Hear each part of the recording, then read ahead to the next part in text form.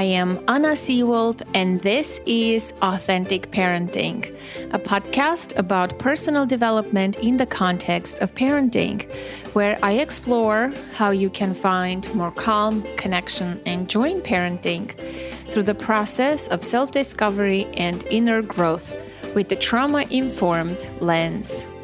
I'm a parent educator, and my mission is to help children by helping parents. The motto of this podcast is raising our children, growing ourselves. Welcome to the first episode of 2021. Happy New Year if you're listening in real time. Today, we're exploring a new territory that we've never covered on the podcast before, a child's gender transition from a mother's perspective. I am speaking with the author of a beautiful memoir called Found in Transition, A Mother's Evolution During Her Child's Gender Change. Paria Hassouri. She is a pediatrician and a mother of 3 children. We talk about how she overcame deep-seated insecurities about not fitting in as an Iranian immigrant, while navigating through anger, fear, denial, and grief about her child's gender dysphoria to eventually arrive at a place of acceptance and advocacy. This conversation illustrates universal themes of parenting, identity, belonging, self-discovery, unconditional love, loss, and acceptance. I asked some difficult questions, and Paria was kind enough to honestly share her responses here on this interview with me. The hardest decisions they had to make in the process, biggest mistakes she made through the process of this transition, that she's still worried that her daughter will change her mind one day to detransition. What are some lessons she has learned during this entire process? Does she have fears and worries, regrets of handling the coming out of her child? Has this experience changed the way she practices as a pediatrician? And so many other questions. I am positive you're going to enjoy this heartwarming and moving interview. Paria, welcome to the podcast. Thank you so much for having me. I'm excited to talk to you today. I know. I think this is the first time I cover such topic on the podcast. And there have been requests from my audience to talk about LGBTQ topics. So I'm really excited about this interview. I enjoyed the book very much. I couldn't put it down. I read it literally in 2 days. I love memoirs, and this one was really honest and striking and just page turner. So thank you for being here, and thank you for writing your story and sharing it with the world. Thank you. I'm glad you found it compelling enough that you couldn't put it down. So that's great. So what interests me is your own personal growth, your own journey while your daughter went through this transformation. It was very compelling to read about your emotions. And you went, it seems like, through all the stages of the grief. But I want to give you a chance to go back to that Thanksgiving day. And what was the request that you received from your child?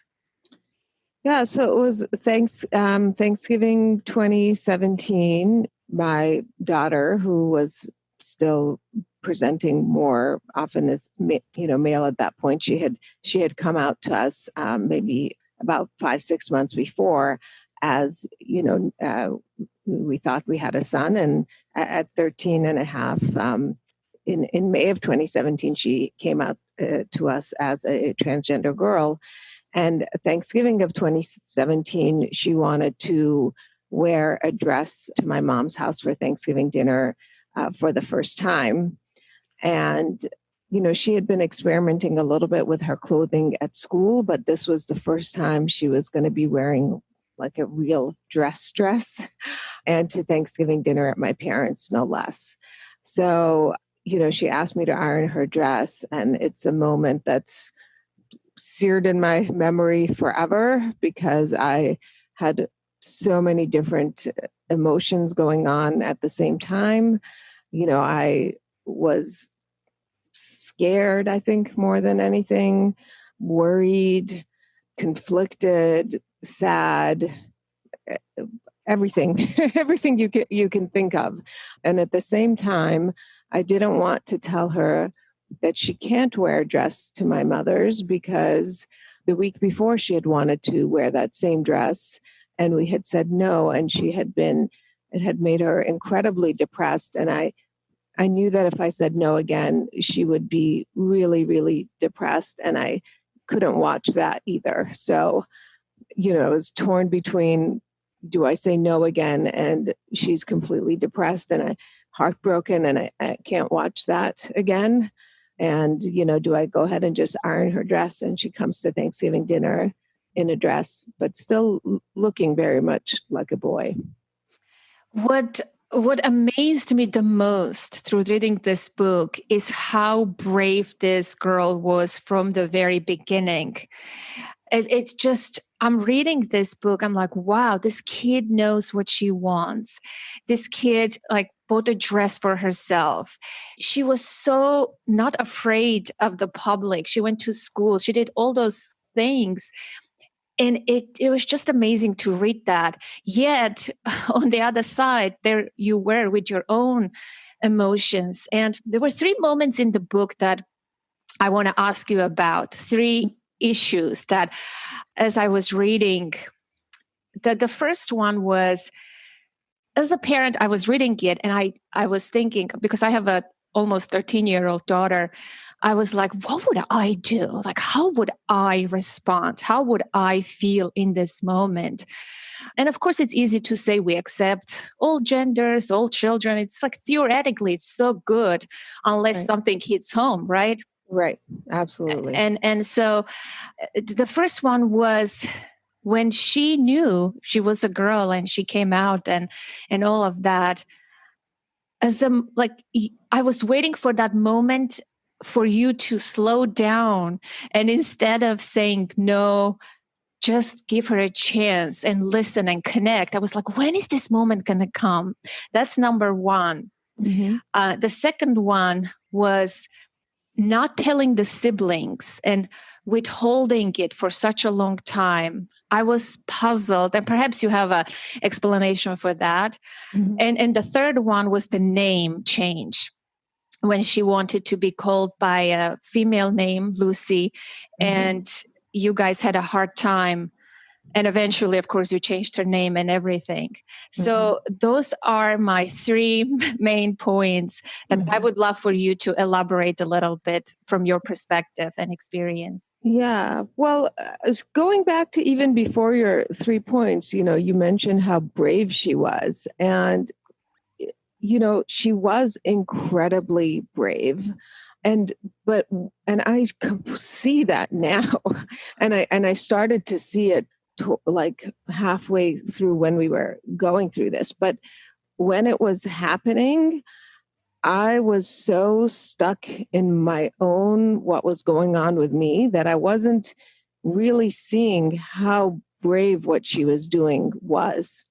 I was so wrapped up in what was going on with myself and with the other kids, and so many different conflicting, desperate, emotions, that I just didn't fully grasp the bravery of what she was doing until, maybe 6 months, 6 months later. And now when I think back, I'm just like, wow, that was really incredible. And I mishandled it so much. But I think that your first question about, when she came out, I mean, that's the one thing I wish I could do differently. There's many things, but I wish I could go back and do differently. But that is definitely one of them. And that is what I would tell, your audience or any other parent if they're hit with this situation where your child sort of seemingly out of the blue sits down and tells you something you're not expecting at all. And I was not expecting at all for her to, tell me that she was a girl.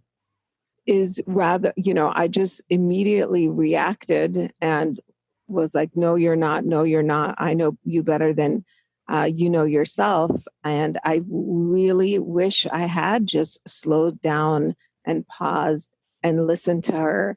But I couldn't even hear what she was saying. As she sat there telling us, all the reasons why she was trans and what had been going on. In my head, it was just like, wah, wah, wah. I couldn't, I couldn't even hear it. There was like so much worry and anger and frustration and disbelief in my head that I couldn't, I don't even know exactly what she said, after like the I'm a girl and, kind of thing.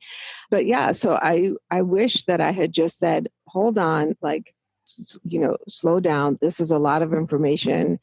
Give me a day, give me 3 days, give me 5 days, give me a week. Let's talk about it a little bit each day or something like that. So I can actually listen to what you're saying. So, yeah, I mean, that. It's shocking. I mean, I'm sure the shock just activates all sorts of old wounding, trauma patterns, coping mechanisms, stress mechanisms in parents. So I want to know, did you have fears, and what were your fears, your initial fears? And second, I just want to make a comment that even if our children are not delivering news about their gender, I think this is a really good lesson to just take it in, right? Accept our children, take them seriously, listen to them when they say something important. Ever since I read this memoir, I've been more careful with my own child, because the first thing out of any parent's mouth is a no when a child says something radical or something doesn't fit into a box. My daughter says, "Mommy, when your hairdresser comes next time, can I get my hair colored purple?" And the first reaction the thing that comes out of my mouth is no. Right? That's what I want to say. But then I pause and I'm just like, let's investigate. Let's be curious. But it takes a little bit of effort and consciousness to do that. So the accepting of our children is a very difficult task. Before I ask you the question about fear, what I also noticed in your book about that, even though it's not a lot that you write about that in your book, I would have loved to see more of your own journey as an Iranian immigrant, having had your own issues, deep-seated insecurities, of belonging, fitting in, like you were on the outside, right? Right. And you could relate to your own child in some way. I was wondering, do you think some kind of trauma was activated in you, perhaps, of a similar kind? I think definitely. My parents immigrated back to the U.S. in 1983, and that was shortly after the Iran hostage crisis. And the Iran-Iraq war had started. And it was really the worst time to be an Iranian in America, possibly, when we came. And we, lived in a very white neighborhood. And I was one of, a few brown kids. And I was bullied for a year. And then I never really assimilated, well in middle school and high school. And so, when you grow up sort of as an outsider, the last thing you want is for your child to be an outsider. So when they tell you something and you realize, oh, now this child, if this is true, I mean, being trans is sort of being the ultimate outsider, in the U.S., at this time. And certainly at that time in May of 2017, it's maybe a little bit better now, but not really, And so definitely all this, like the fear of, is she going to be lonely? Is she going to be bullied? Is she going to lose all her friends? Is she ever going to find someone? Is she ever going to go to college and have, roommates and be happy? Is she going to get discriminated against for jobs in the future? I mean, all of that fear is there. But I think the fear wasn't as much for me initially. The fear came a little bit later. I mean, my initial immediate reaction was really just anger and disbelief. I didn't really, fear would come more if you think, oh, my kid actually is trans, and so now I have all these fears for her. But initially I just thought that there was no way that she was trans, and the chance that she was trans was less than 1%, and that she was doing this because she was depressed, or she was trying to get my attention, or she was going through some teenage thing. And so I think, anger and denial were my very first reactions, which is why, I just reacted with like, no, no, no, rather than listening to her. If there was any part of me that had ever suspected that she may have any sort of gender issue, then I probably, would have listened to her better, I would think. But, I sort of, my own thinking that I know my child better than, my child knows themselves, sort of got in my way.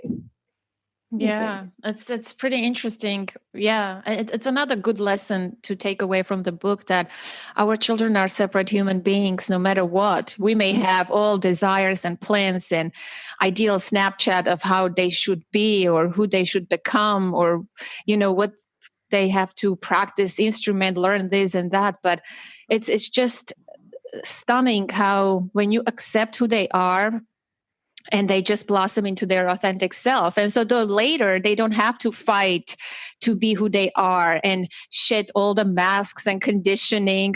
I think we're all struggling with that in our adult life. And this was a beautiful lesson in that, this beautiful story. Another thing I was wondering, as I was reading, I was having a conversation with you in my head throughout the book. I'm like, why isn't she going to therapy for herself? You were doing everything to find help and therapists for your daughter. Why I know you have 3 sisters and close-knit family, and you were constantly talking with them, but why didn't you find help for yourself at that time? Now looking back, what do you think? I think I was so incredibly busy that the thought of trying to fit in therapy for myself felt like it would just be one more thing on my to-do list and one more thing that I had to schedule. And the thought of trying to schedule therapy in for myself felt like that it would just cause me more stress than benefit. I mean, I was wrong. I really should have seen a therapist, but I just felt like, I work, I'm a pediatrician. So, I have my job and, 3 kids who were, in age where they had a lot of demands, and I take care of most of the household things. And I was taking, Ava to her therapies, and, had my other kids, their things, trying to, keep up with their both school and outside school things. And so it just felt like seeing a therapist would be another thing for me to schedule. And I didn't know where I was going to schedule it. In a 9 to 5 or 9 to, 8 p.m. It'd be one thing if I could see a therapist at like 6 a.m, but, between in the hours that you can see a therapist, I didn't feel like I had even an hour to spare. So I think that was, and what I should have done is I should have seen a therapist at least once a week and, ordered in more food in, or, like some of the stuff that you don't really have to do, maybe taken something, off my list and added in therapist for myself. But, and maybe there was a part of me that probably didn't want to admit that this was actually happening. I mean, that was sort of part of my resistance to going to a support group. And finally, I ended up going to a support group because it was like, I didn't want to go to a support group because then that would be admitting that I had a trans child if I'm going to a support group for families of a trans kid. And I think there was a part of me that didn't want to go to a therapist in that first 6 to 9 months because it would be admitting that this was actually happening and that it wasn't going away. And I wasn't really ready to admit that, probably. Yeah, yeah. How about conversations? Do you remember the first conversation you had with your husband about Ava? Well, so my husband and I initially found out pretty much together. We were on vacation, the two of us, and then we got a, call, and Ava had told a teacher, and we got a call from school. And my husband was in the background while I was talking to school. And so then, when I hung up with the school, you talked to my husband. I don't really remember the details of that conversation at all. I think, I just said she told her teacher that she thinks she's a girl and she doesn't know, how to tell us. So she's been hurting herself. I think our initial conversation was, I don't think either one of us believed it. I think we were probably both just like frustrated and tired and angry. And, because Ava had a history of off and on depression. And, it felt like I had spent years dealing with her emotional states and up and downs. And I think we were tired. I don't think we were so worried about her actually being trans as we were just like, oh, here we go again. This is like, what's next with her? And we got to, work through this thing now. So I don't really, I think later on, my husband definitely accepted it earlier, or he, once we actually talked to her, I think he thought that there was more possibility that it was real, that it wasn't an attention-seeking confusion, depression thing. And I think when he first told me, well, I think we should, listen to her or take it seriously and not 100% assume it's not real, I would get angry at him for even thinking that there was a possibility that this was real. For the most part, we were on the same page for most of it, which was, with him having most of the time an easier time accepting than I did. And I feel grateful that we have been on the same page, and once we started supporting her, I mean, once we realized this was real, I mean, we were both then very much in agreement that we had to support her and do whatever we needed to help her, move forward. So I think, yeah, it was just definitely once we came to acceptance and realizing this was real, we were very much together on what needed to be done for her to make the transition sort of as smooth and easy and support her as much as possible. I wonder if you've met any families now that you are an advocate, you went to a lot of support groups and things like that. Have you met families who had an easier time with acceptance, or is this part of the process? Yeah, well, I think it really depends on what age the child comes out and what's been going on. So I think that's the reason we had such a hard time was that our daughter came out at 13 and a half, and before that she had never done anything that would to us indicate that she had any issue with her sex or gender. So she was never a little boy who wanted to like wear a dress or be a princess or grow her hair or any of those things that you would associate with being trans. And so when she came out at 13 and a half, I mean, it was like felt like this was completely out of the blue, and the rug was pulled out, from under our feet. And then, and I used to think that all trans kids and young adults have signs starting in early childhood. And then later I learned that about 50% or more actually don't have signs until their body starts going through puberty. And so, I've found for the families where their kids start presenting when they are young, 3, 4, 5, sort of wanting to do things that are usually associated with the other gender. They've had like slow exposure, starting from when they're, toddlers, 4 or 5. And so then when it's, when their child finally says, I'm a boy or I'm a girl, they've sort of been expecting it. And for those families, it seems, I can't generalize for everybody, but, there's been sort of, a preparation, right?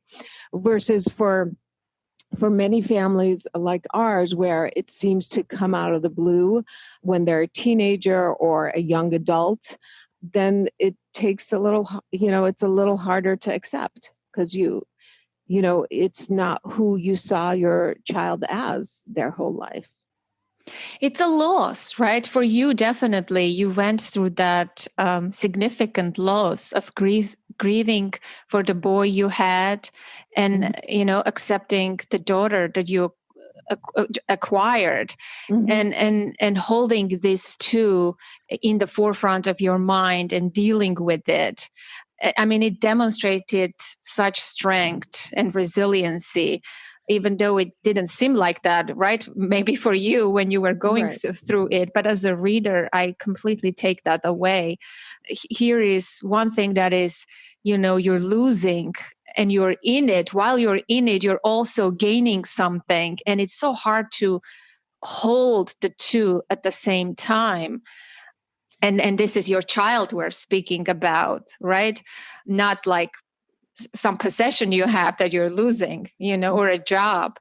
Right. And, and I think, a lot of times, for example, for trans people themselves, or, as a parent of a trans child, you'll hear that, you shouldn't think of it as a loss, and you're not losing anything. Your child is just different than who you thought they were, but it's the exact same child.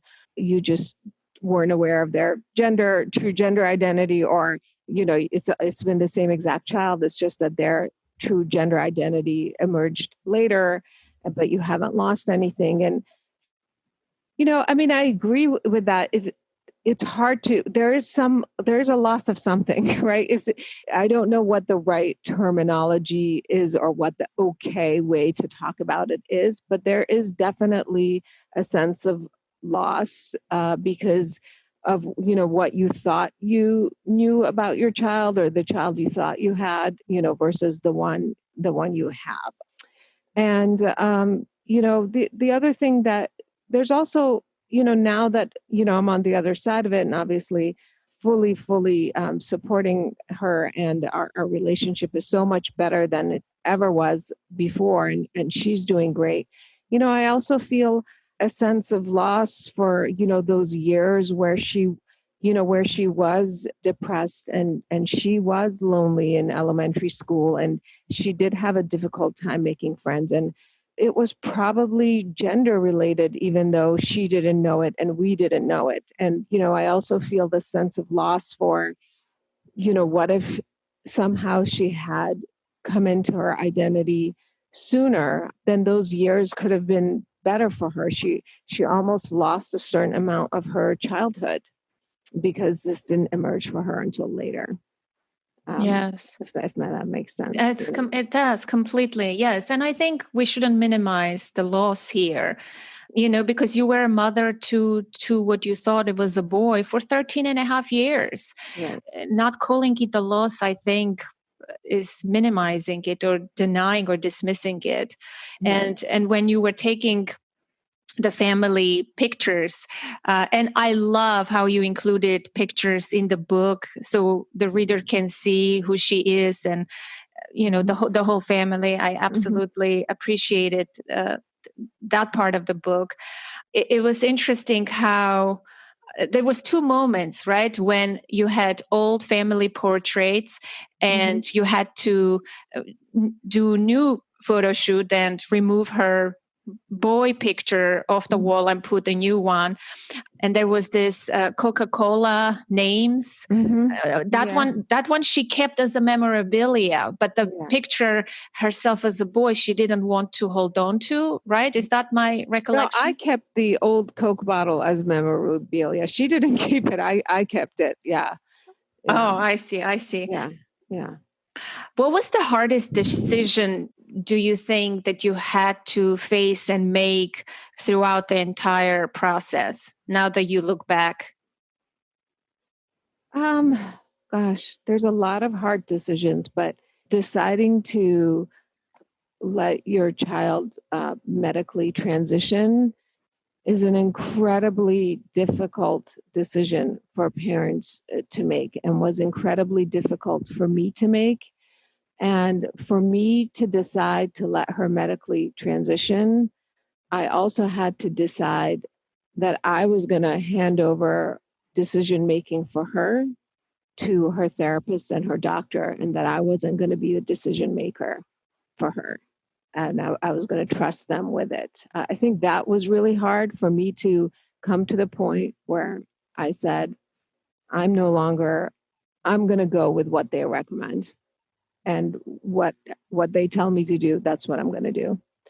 I'm a kind of a control freak as a mother, so to hand over decision making to someone who's been working with your child for a few months is really, really difficult when you're deciding about, medications that have some side effects that, aren't reversible should things change. So, parents, I think that's the feedback that I've been getting from parents of other trans kids who've read the book has been, thank you for showing people how hard it is for us to make these decisions and how much we struggle with these decisions. Because I think a lot of times, people, see families with a trans kid, from the outside. I mean, you might look at pictures of me on Facebook with my kid, and it might seem like that supporting her, just because we're like smiling and happy and everything's good, that supporting her like was easy or something like that, but just because we're supporting our children and, smiling in our pictures and, happy and loving them through this doesn't mean that internally we didn't struggle with these decisions, or that we no parent is making these decisions lightly for their child. It is difficult. Yes. But it is what is best. We know it is what is best for the child.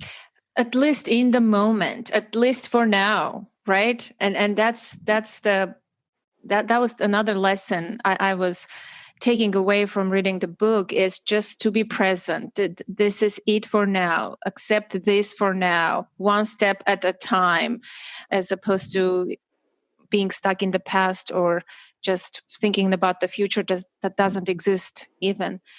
What? I'm wondering what Ava herself, do you think, went through in terms of loss, identity? We spoke about yours, right? Losing your boy, gaining your daughter. Did she go through a similar process? What do you think? I think she really had a sort of lonely childhood. So I don't know. I actually haven't asked her that question. That's a good question, but I don't think she feels a sense of loss over who she was. I think she's so much happier now and doing so well.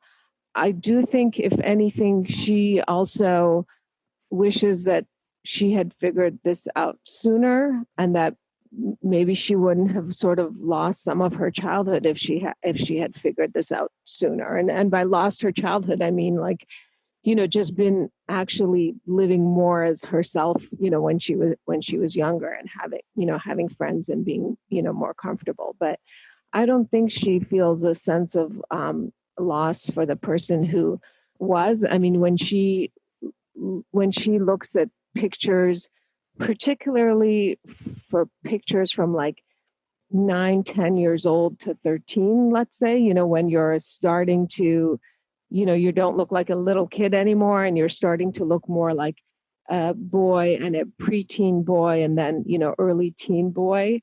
When she looks at pictures from that time, she doesn't feel like that's her, that's not her.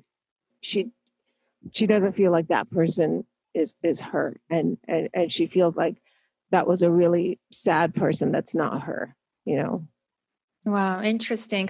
Does she do interviews? Does she participate in speaking with you about this topic? Where is she on that? Yeah. Well, she's a senior in high school now. She doesn't do interviews per se, but she's very out and vocal. So, she doesn't try to hide her trans identity. She writes poetry about her experience being trans, and some of her poetry has been published. So she does her own version. She's a very gifted writer. But yeah, so she wrote a poem in the New Orleans Review called "A Test of My Womanhood" that was published recently this fall. That's really beautiful. So no interviews. I mean, but she's definitely vocal, and does talk about, write about her experience. And was she supportive of you to writing the book, or now speaking about it? I'm assuming yes, since you are.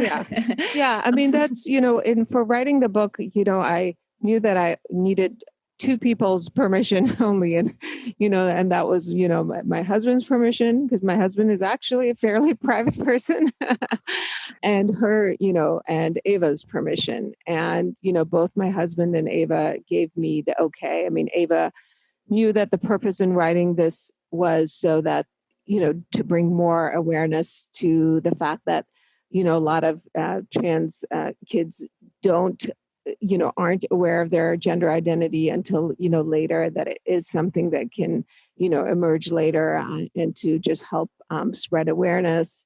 So she, I kind of went through with her, where's the book going to start? Where's the book going to end? It's not going to go, beyond this, certain time.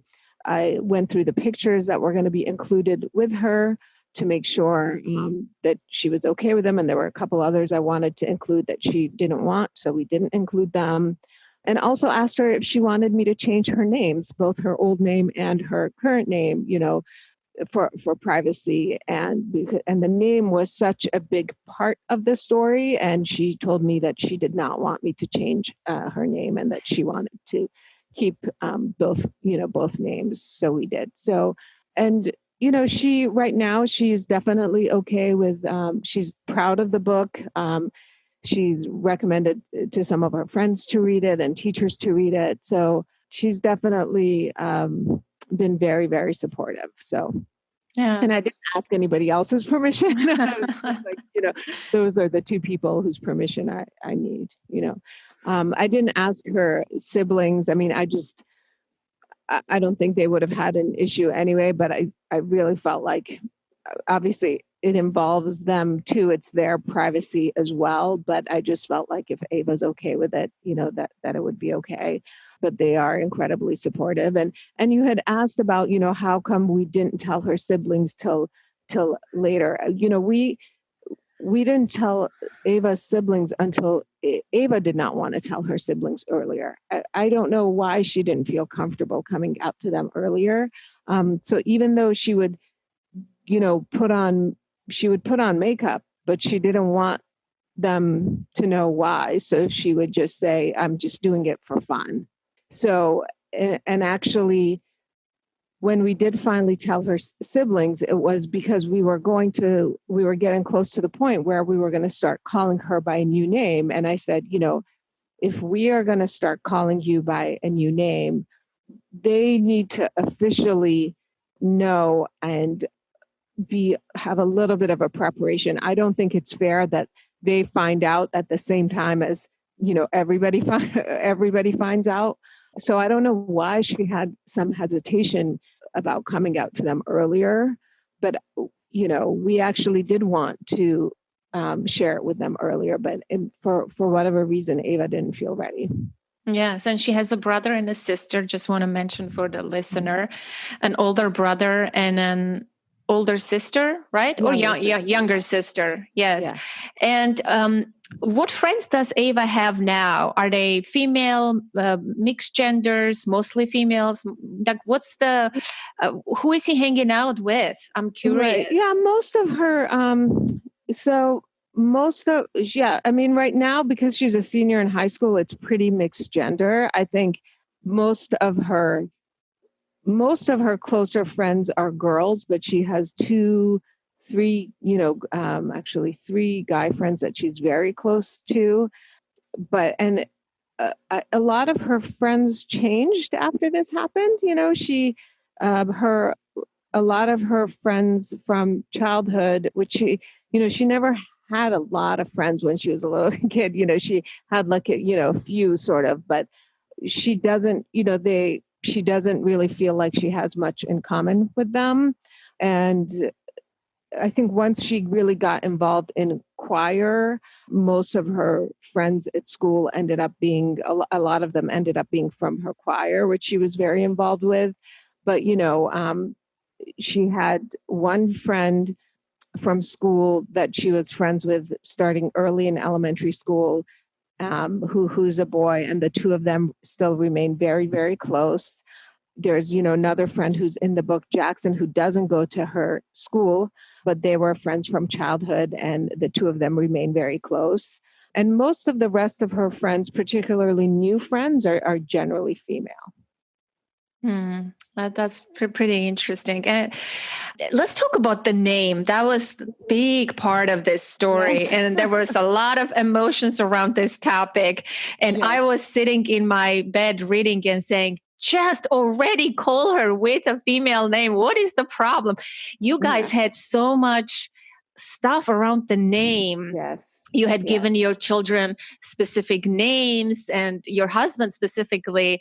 You have nicknames for each child. And how could you not call your children by this? That's another loss, I mean, as silly as it sounds, that's another loss, a way of dealing with the loss. Like, it's slipping away gradually. And this is the last thing you're hanging on to is the name. But in reality, like, what is a name? It just sounds, it's just a word, right? Couple of letters stuck together. But I want to ask you, you have siblings, your parents have carefully chosen names for you guys too. So there is this meaning and special importance, significance that names carry in your family. Can you speak about that? The name for me, honestly, the name was harder to let go of than the gender at a certain point. So, in and I'm not sure, maybe you have the same thing in Armenian culture, but, in Iranian culture, all names have a meaning. Yes, we do. Yes. And we have similar names in our cultures. We share common names. So I am very familiar with that. Yeah. So and generally speaking, in Iranian families, like people, either they'll like all the siblings in a family, either their names will all start with the same letter. Like all my sister's names start with like PAR, or the names will rhyme, or the names, and every name has a significant meaning. And I think, my husband and I had very carefully chosen the names for all three of our kids. It was really important for them to have sort of Iranian and Middle Eastern names as a way of sort of just preserving on to that identity, And Ava's name in particular, which I try not to use it, if I don't have to in conversation, but her name, we had struggled with picking it a lot, and it took us a long time to agree on her name when she was, around her birth while I was pregnant. And then once she was born, it sort of felt like perfect and it suited her. And we just, and we loved it.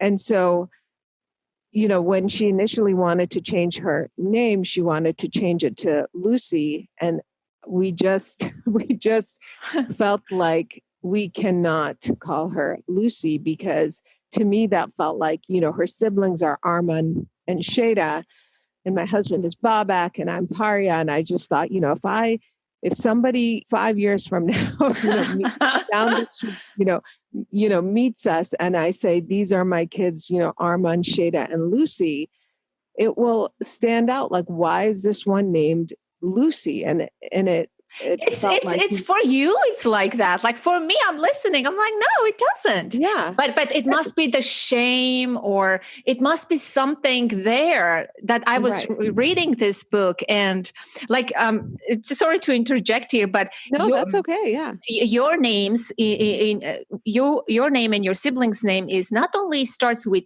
P, but the first three letters, P-A-R, right? It's like so carefully chosen.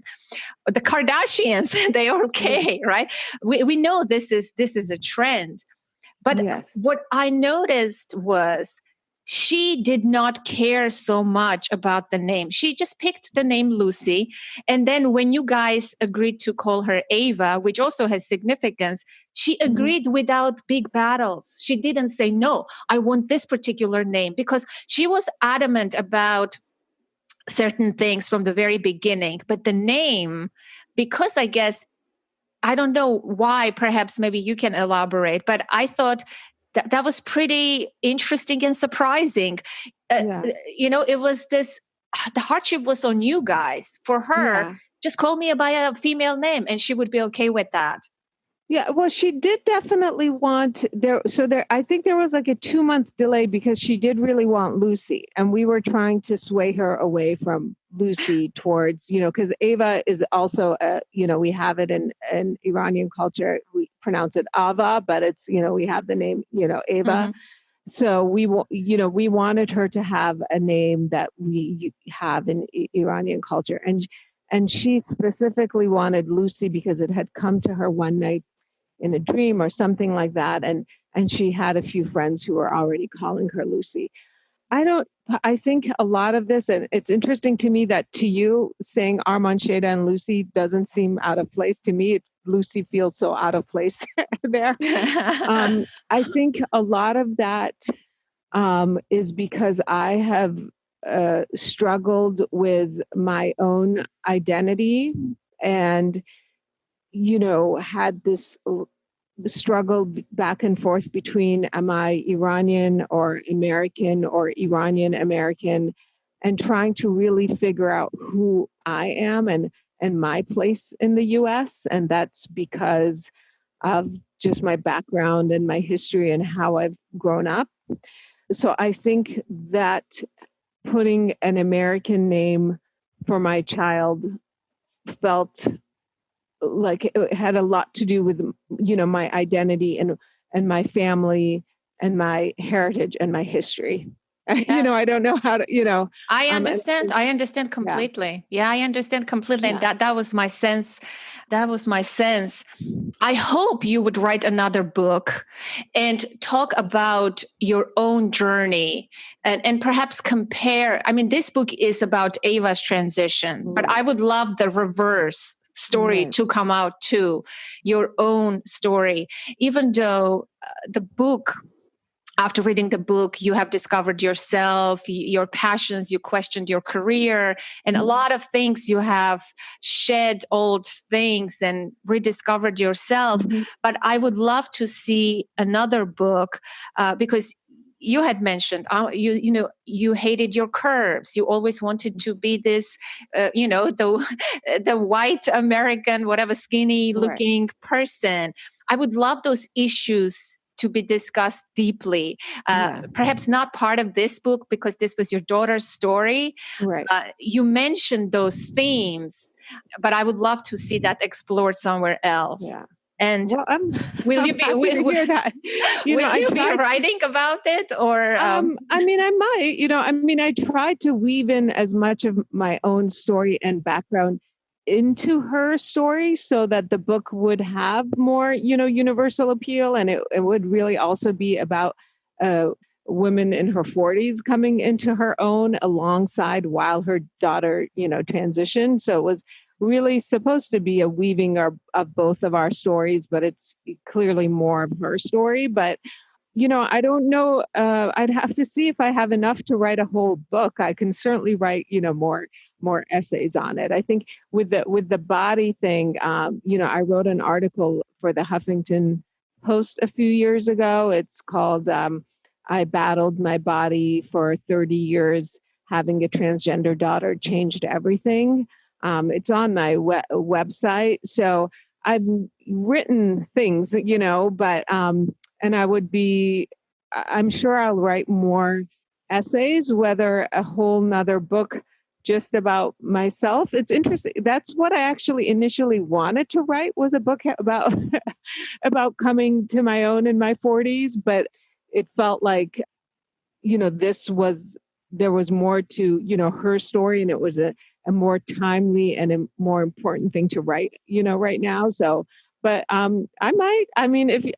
if you're interested, then I am interested, and I think there is more than a book in your story, and I think it would be healing and transformative for you to do your own work, in that, and go deep and discuss those topics. And you can again draw parallels with your daughters as she's growing into womanhood. Right. But I think it would be your story more than hers, if you want to connect the two.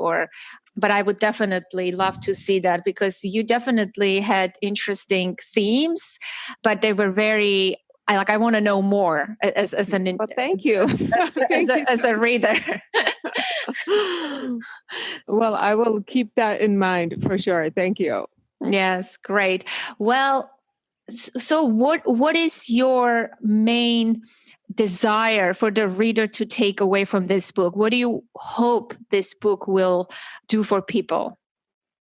I think that they say that 80% of the American public has not met a transgender person or doesn't know a transgender person, or maybe, they've met one, they don't know they're trans, but that, 80% of Americans report that they don't know a transgender person. And I hope that if people read our story, they feel like they know a family with a trans child, and that they see that a family with a trans child is no different than any other family. And that then next time, there's always legislation trying to take away rights from healthcare rights from transgender people, school rights and bathroom rights, and all kinds of human rights from transgender people. And so if people read my story and feel like they know us, then maybe next time there's legislation trying to take away rights from my child, they'll realize that really my child deserves the same rights as their child. My family is not really different than their family. We're all in this together, and it'll open their mind and make them think a little bit differently, maybe. Yes.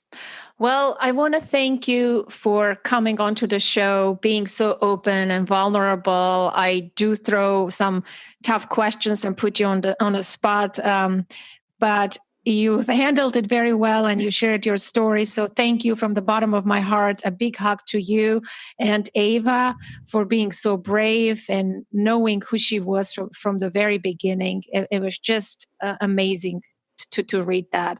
So thank you again, and all the best. And I can't wait to read your second book. Oh, thank you. I'm excited. I'll get started. Thank you so much for having me. I really, really appreciate it.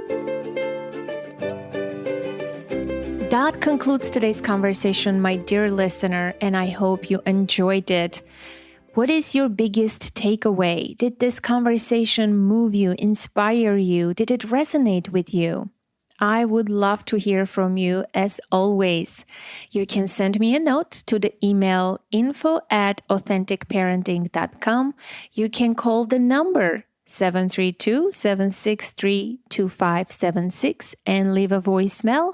And for international listeners, you can use the free SpeakPipe tool on the contact page of my website, authenticparenting.com/contact. To access the full episode show notes for this episode, visit authenticparenting.com/259. I will be giving away 2 copies of Paria's book. If you would like to participate in the book giveaway, please join us in the Authentic Parenting community on Facebook. It's a safe, supportive, and positive space for parents just like you. If you find the podcast helpful and enjoy the content, I would appreciate if you could take a quick moment to rate and review it on Apple Podcasts. Until next week, connect to the present moment, to yourself and your children. I am Anna Seewald. Thank you so much for listening.